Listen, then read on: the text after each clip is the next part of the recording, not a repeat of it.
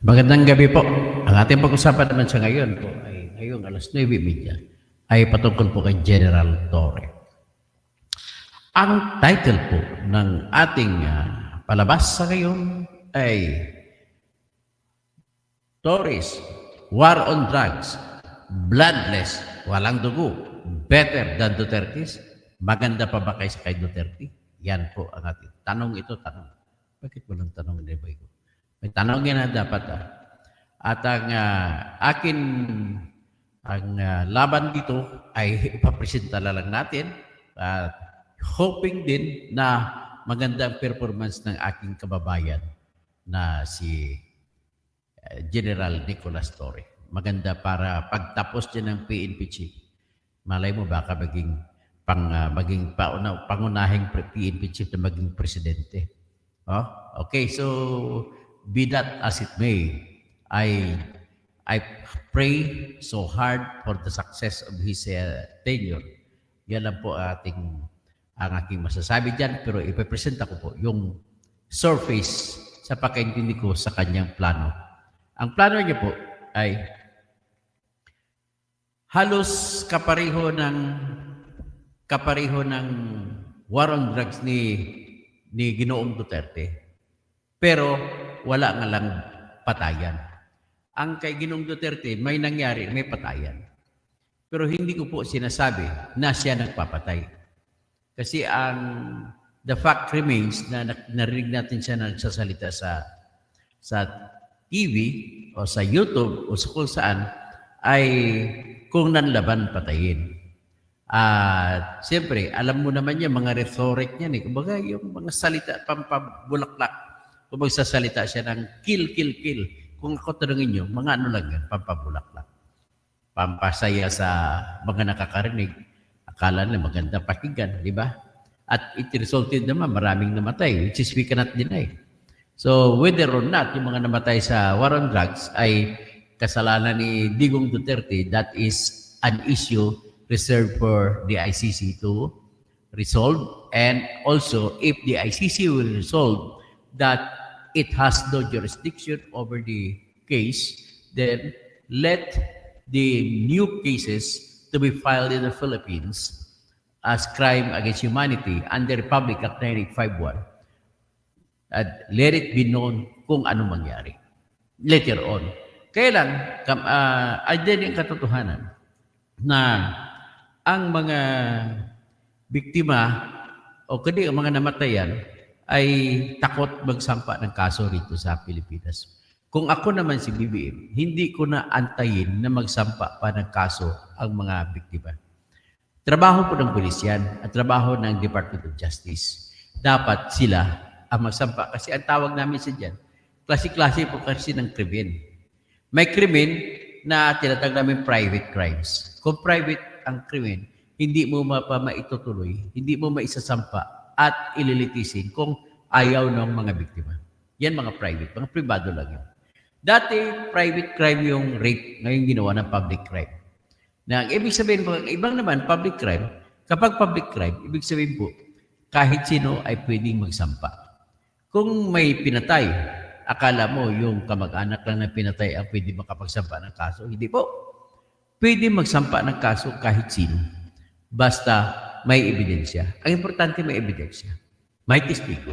Kaya hindi po katanggap-tanggap sa akin ay mga katwiran nila na Attorney Conti, si Attorney Joel Butuyan, si Attorney Gilbert Andres, na sasabihin nila doon na lang sa ICC kasi takot ang mga biktima dito magsampa sa Pilipinas. No, I beg your pardon. Those crimes against humanity are not only public crimes in the Philippines, but it is an international crime. It can be punished anywhere. Kasi unang-una, close to telling you, although strictly speaking, sa ICC lang yan na involved countries, pero it has, I do believe, evolved into a kind of crime that is customary, universal, kagaya ng piracy. Any country can punish piracy without being a member of any treaty. So ngayon, para malaman ninyo, gusto ko lang i-summarize. Ang gusto lang ni General Torre I wish him well na matupad. Ang general plan niya ay massive din na operation sa kalsada, lahat ng pulis. Kukunti lang siguro sa presinto, baka desk sergeant lang matitira sa presinto.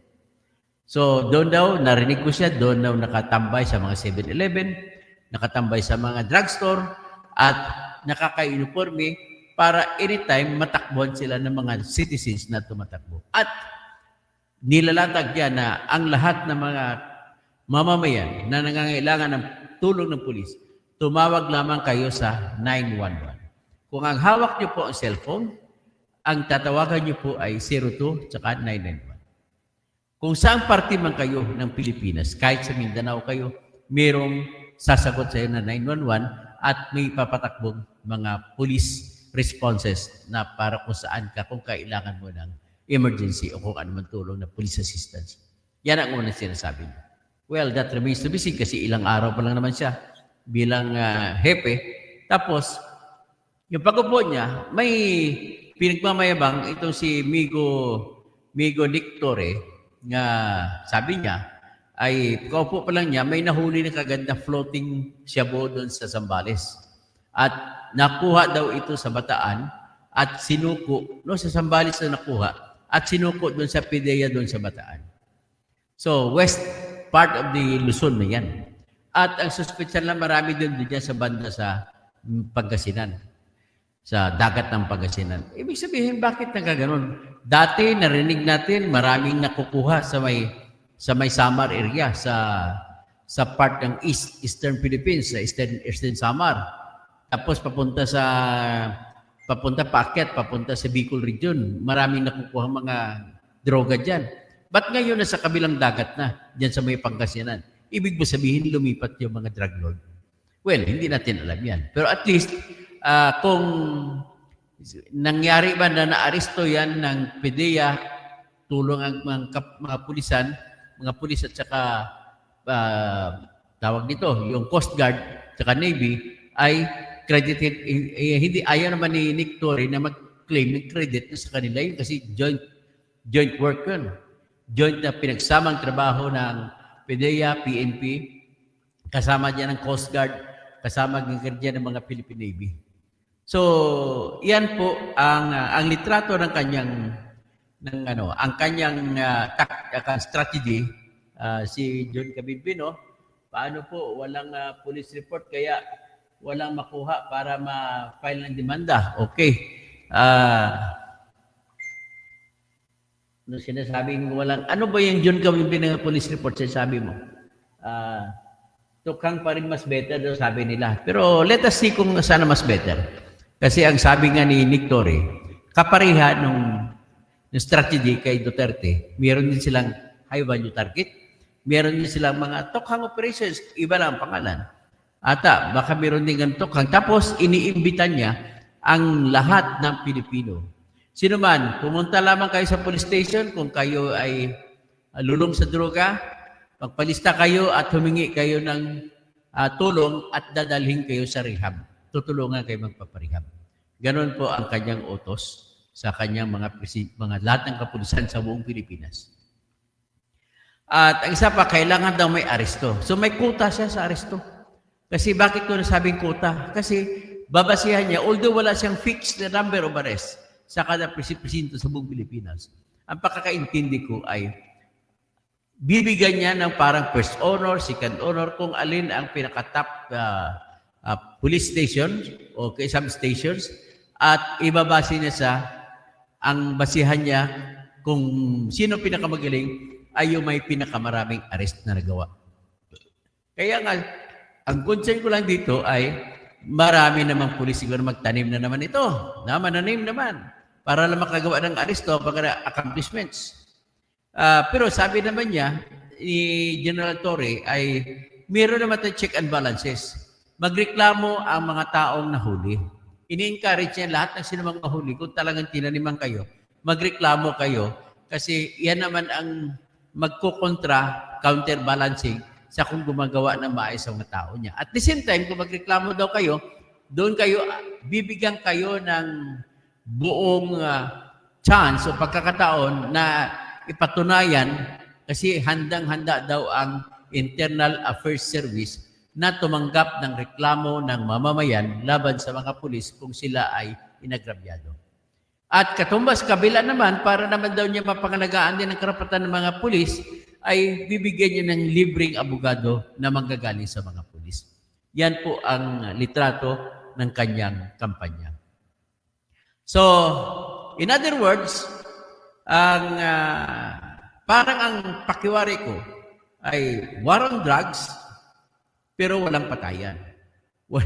Kahit naman laban, walang patayan. Sana wala, no? At sa karanasan ko bilang abogado, ay nung wala pa si Duterte, mahilig ako tumanggap ng kaso na drugs case. Kahit lahat ba, panalo naman ako.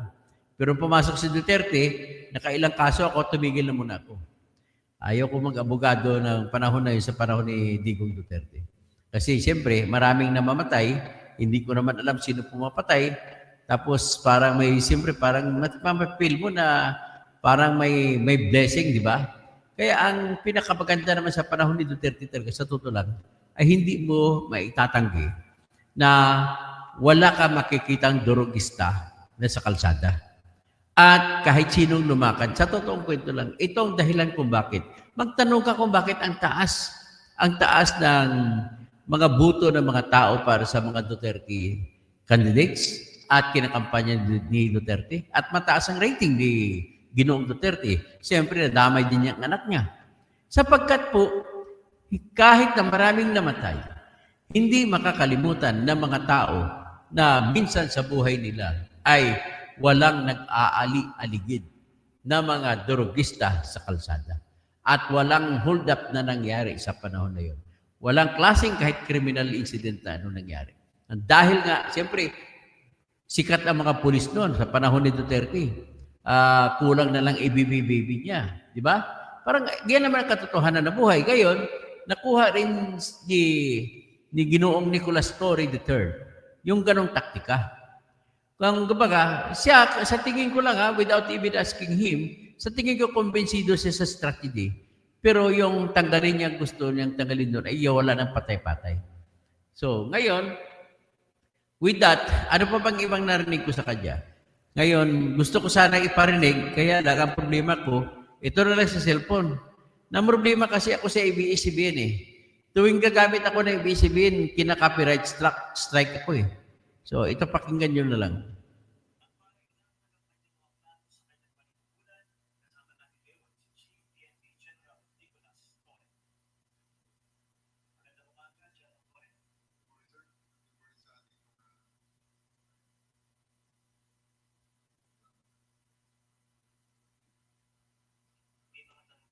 General Torre, ang pinakamaganda po, isa sa mga pinakamaganda niyang programa ngayon ay yung Quick Response Team ng Philippine National Police pagdating po dun sa pagtawag para responden yung mga nangangailangan natin kababayan, lalo na mga... Yung 911 natin yung Quick Response Team Sir, yung 3-minute quick response ay nagawa na natin before na pinanungkulan bilang Quezon City Police District Director. At ngayon i-replicate natin first sa Metro Manila at later on sa mga major centers ng buong bansa at later on sa buong bansa na. So, this is in compliance to the directive of the President to make the police more visible on the streets, more active in its mandate of preventing and solving crimes that's happening around us.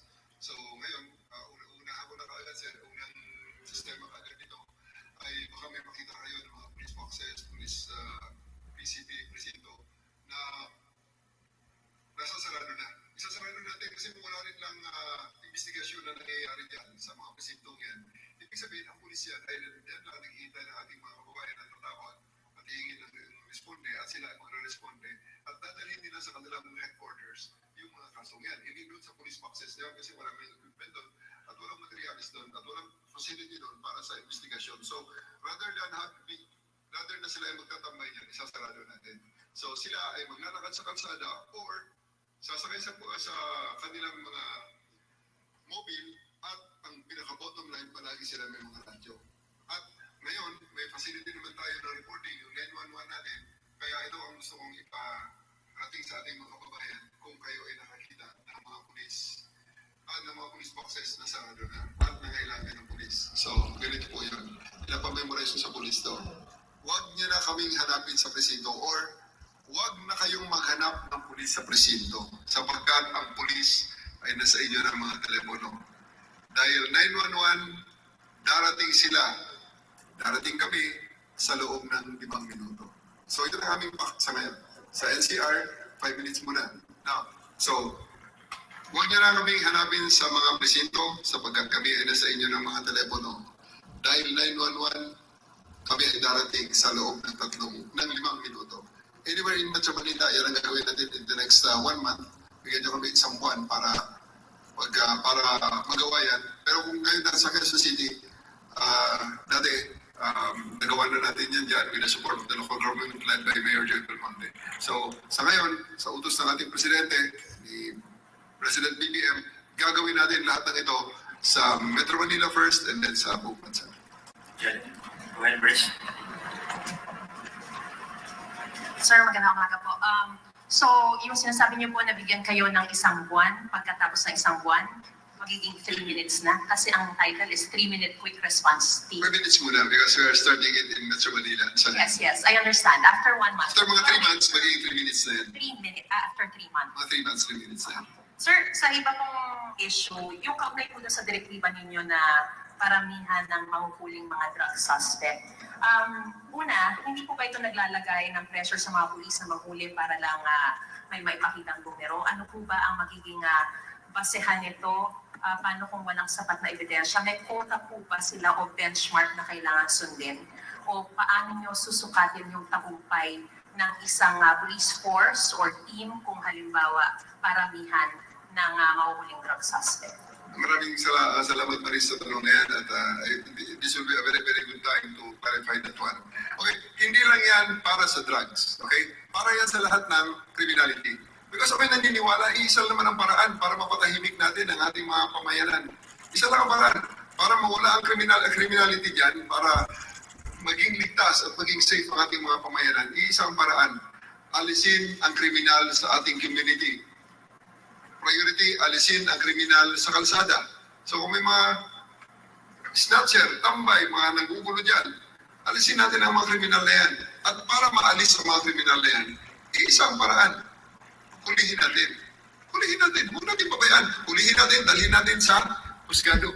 Magsimula niyan, pagka-aresto mo dyan, dadalhin mo sa piskalya, kumbinsin mo ang piskal na mayroong probable cause para mag-form na gumawa ng information ng piskal at i-transmit sa korte para sila ay mag-start na ang trial. At the end of the day, pag na-trial na sila, pwede silang mapinahan.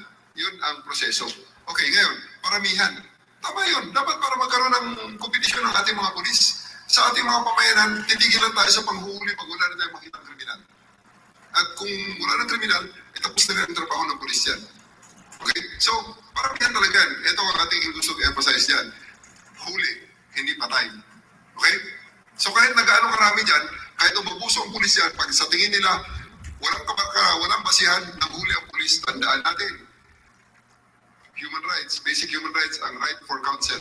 Nandiyan ang ating PAW, si Attorney Persida Acosta.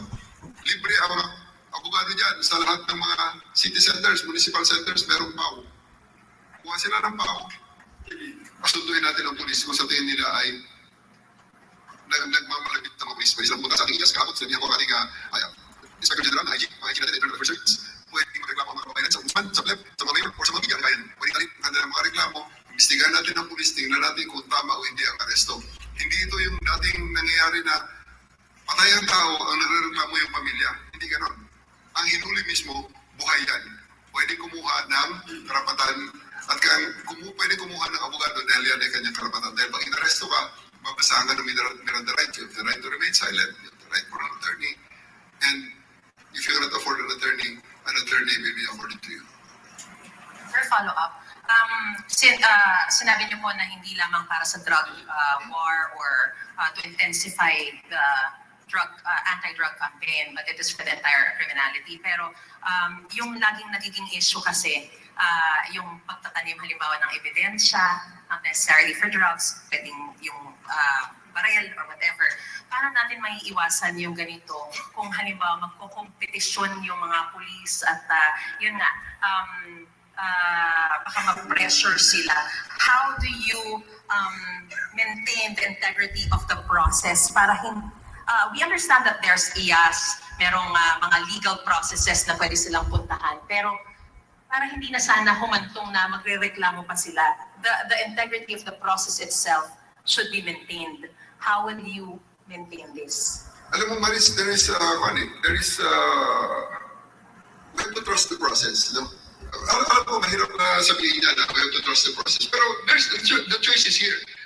Pumunta ang ating kababayan. O ang mga kababayan natin pupunta sa pulisyan, pupunta sa presinto. Bakit? Humingi ng redress. Sir, tulungan niyo kami kasi may mga adik doon sa aming mga adik na tambay doon sa aming daanan. Ano gusto niyo sagot ng pulis? Punta kasi barangay, bahala na sila doon. Or manghuli tayo. That's a choice. No. So, ang sinasabi ko rito is that magtatrabaho ang pulis dahil ako'y naniniwala talaga ang primary na trabaho ng pulis ay bigyan ng kalutasan ang mga hinaing na idinudulog sa kanila. At marami dyan sa hinaing na idinudulog sa pulis ay redress sa paglabag ng kanilang karapatang patao. Sila ay sinuntok, sila ay sinaksak, sila ay ginhold up, sila ay ninakawan, or sila ay ginugulo sa kanilang mga community ng mga walang magawang tambay, naglalasing, daanan nila, palit na eskrita, nakakatakot. So, yan, pag sa ganyang sistema na ang utos ng mga pulis, arestuhin niyo ang mga kriminal na yan, natural lang na maging resulta nun, dadami ang mga mag-aresto. Ngayon, kung sa tingin naman natin, gagawin ng mga pulis na dahil may kota, walang kota ho, walang kota. Ang sa atin dyan, ang measure dyan is yung reduction and elimination of the threat in our community. Yung pag-alis ng kriminal. Walang sinasabi niya na alisin natin ang hindi kriminal, gawin natin sila kriminal. Hindi ganoon. Hindi po pwede yung sasabihin na palabanin natin ang mga yan. Hindi ganoon. That's crazy, no? Ang sa atin dito, gawin nating payapa ang ating komunidad. At ito ay sa pamamaraan ng pag-alis ng mga kriminal. Ay yung hindi kriminal, ba't mo alisin? Ng ebidensya, paano nyo lang masisiguro na hindi mangyayari ito? Hindi ko may assure sa'yo na hindi nila gagawin. Pero pag ginawa nila, i-dismiss ko sila sa serbisyo. Ikukulong ko sila for incriminatory machinations. And mind you, nung sa CIDG ako, merong naimbestigahan kami yan hanggang ngayon nasa kulungan, isang lieutenant colonel at siyam na NCO. Dahil sila ay naimbestigahan, nireklamo na nagplant ng ebidensya at nag-orchestrate ng isang bypass na hindi naman totoo. So, hanggang ngayon nasa kulungan. Yan ay even without the warrant of arrest and wala pang ay pulis sila eh. So, essentially, I place them in the custodial center. Ang kanilang trabaho ay maglinis ng selda nila araw-araw. So, they cannot, unless they will resign, they cannot violate that order. Because ang custodial center ay part ng PNP camp at sila ay nirestrict ko doon. Susunod na magtatanong, Ms. Cathy Valente, Manila Time. Yes, sir. Good morning, General Torres. Sir, the CHR Commission on Human Rights earlier raised concerns over your directive, Paramihan System Directive. They're saying that historically, such a framework has incentivized shortcuts and arbitrary practices that undermine human rights. How do you ensure po that hindi magkakaroon ng abuse and hindi mauulit yung mga nangyari ng past administration during the drug war operations? Thank you. Ito po ha, ulitin ko, buhay ang tao na huhulihin.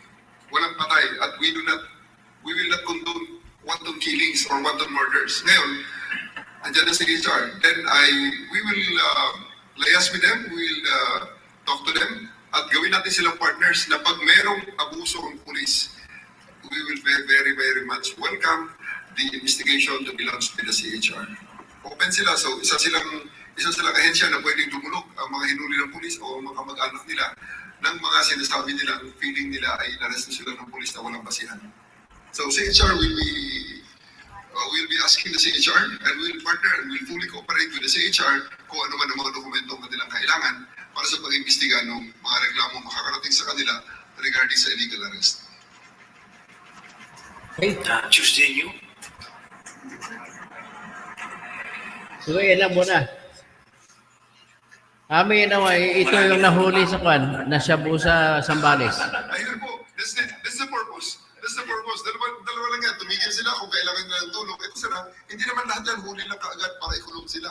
Baka pwede silang sumurrender, dadalhin natin sila sa rehabilitation centers para matulungan sila. Kasi wala namang buhay dyan sa droga. Patay lang kaagad ang diretso. It's a slow death really that pwede na tulungan talaga natin dapat ang ating mga kababayan na nangailangan ng rehabilitation services. Sa nakita naman natin sa mga survey na yan yung mga gusto ng taong bayan. Yes, Ang yes. mga mamamayan, dahil nga napakaraming adik na nagkakalat.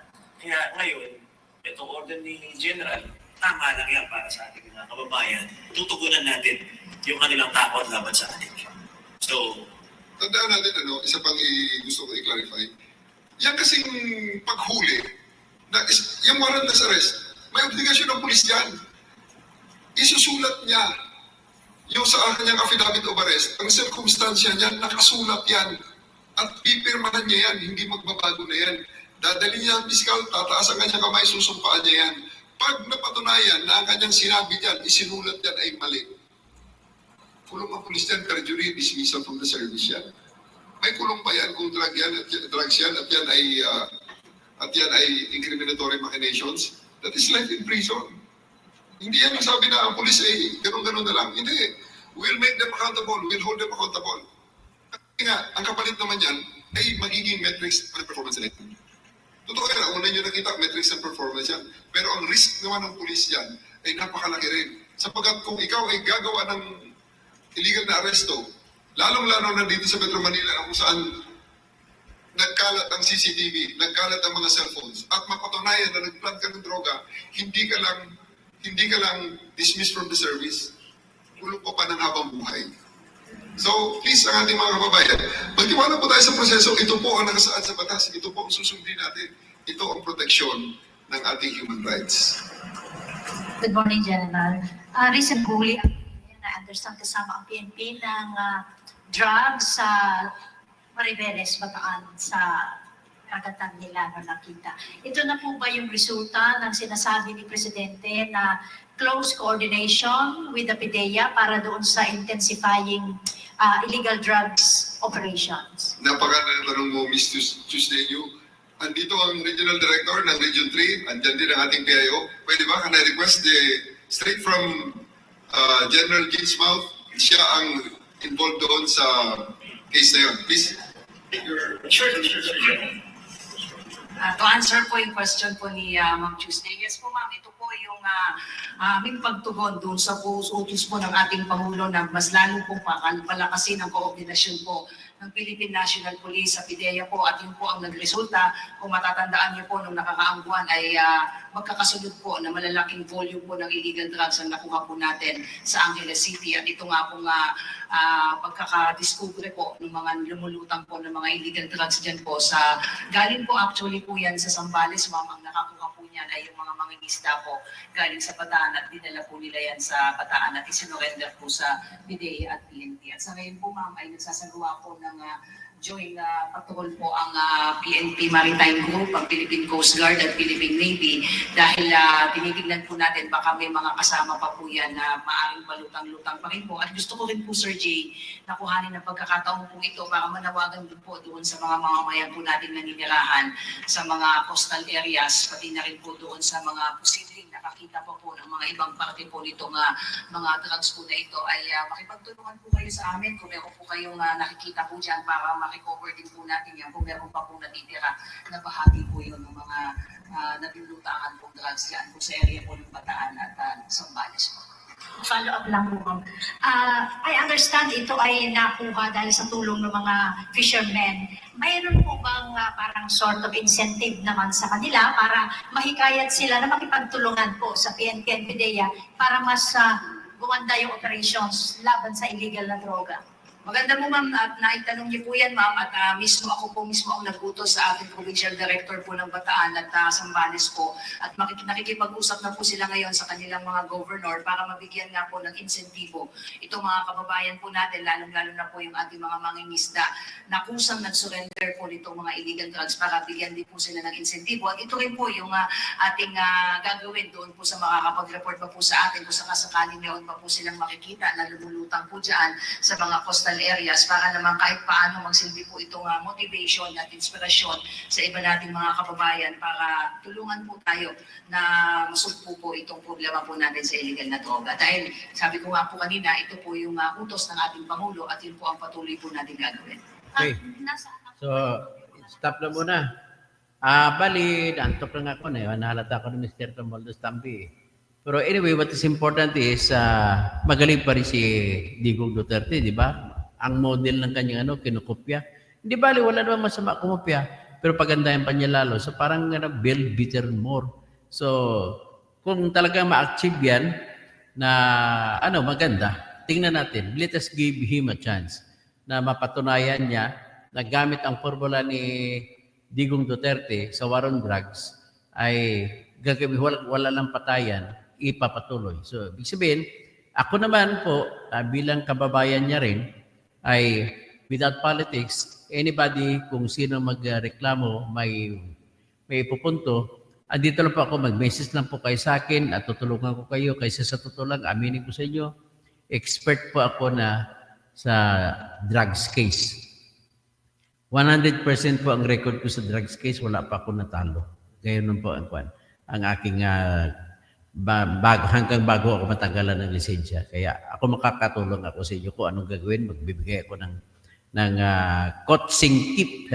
At sabihin nyo sa mga abogado nyo kung anong gagawin. Okay? Hanggang dyan lang muna siguro at 30 minutes na. Magbabati na lang ako. Kay sino to? Kay Ferdinand San Juan, kay Kwak Marcos Jr., 15 mahigit drug addicts at poser. Surrenderi kay Digong sa panahon na 9 out of 10 na barangay ay infected ng illegal drugs. O nga, naalala ko yun. Tapos, sa Ferdinand San Juan, good evening, Katuto. Tapos, sa Kwak dapat may body cam. Narinig ko si Nicolas Torre na nag-request na siya ng body cam. Ang objective niya, lahat ng mga patrol, ng mga pulis ay nagbibitbit ng body cam. Para ma-require niya na hindi, malalaman ko nagtatrabaho, hindi. Kasi ang pulis, kapag walang bantay, natutulog yan. Pero kung may body cam, hindi siya makakatulog. So, si Joseph Franz Guzman, Ginoong Berteri, Catalonia Causing, gising kay Tuto Causing, kaya natin to notify the battlefield is alive. Things don't go as you expected. Sakura Wars, si General Nicolas Torre po, ang ating butihing puno ng pambayanang kapulisan, ay gumagamit ng taktika upang may ipapatupad ang pagpuksa ng krimen ng hindi masyadong madugo. Kaya gandang layunin, subalit datapwat, dadanak pa din ang dugo sa sandaling magsimula po ang sagupaan. So anyway, hindi naman siguro in-expect yan na magsagupaan. Kaya pagsagupaan yung mga drugista.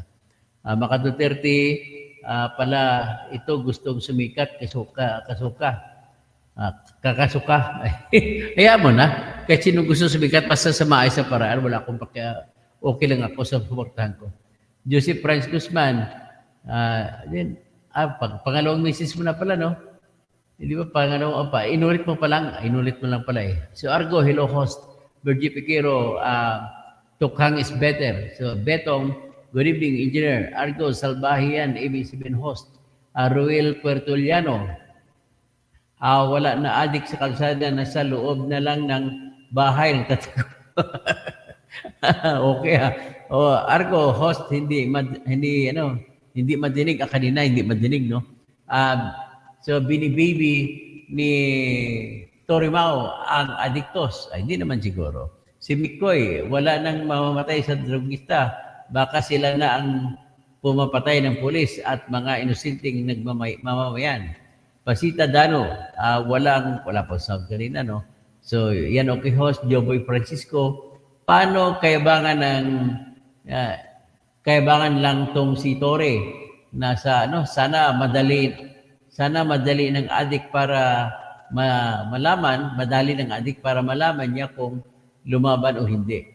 Tas Acevedo, lahat yan ng adik, puser mayroong police protector. ayusin mo kapulisan, maayos yan kahit ano, paano yung kay Duterte kasi encourage pa yan ng mga pulis. So, Kwak Marcos Jr., yung addict na sa Malacanang complex, ganoon kalakas ang loob ng admin na ito.